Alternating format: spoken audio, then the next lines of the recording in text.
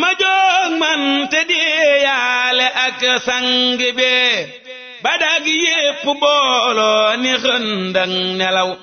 ma jóg man te diyaale ak sang bi badag yépp booloo ni xëndang nelaw te diyaale sax kët balaa saf nga nekk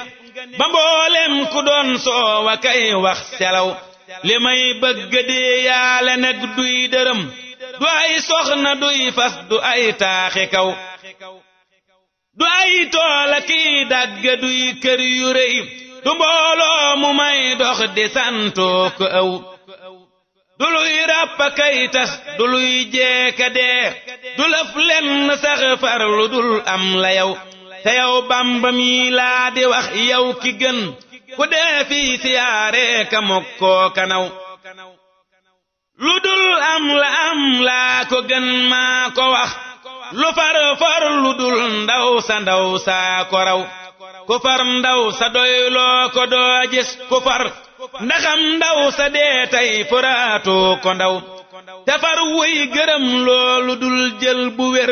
yëgal yow ni far woowa moo gën di ndaw ku dikkan fi as ndaw mu jox koy séram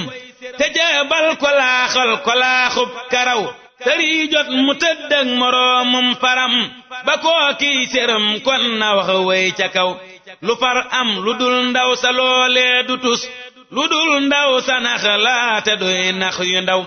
ndaxam far wu bon sax du jël ndaw sa gën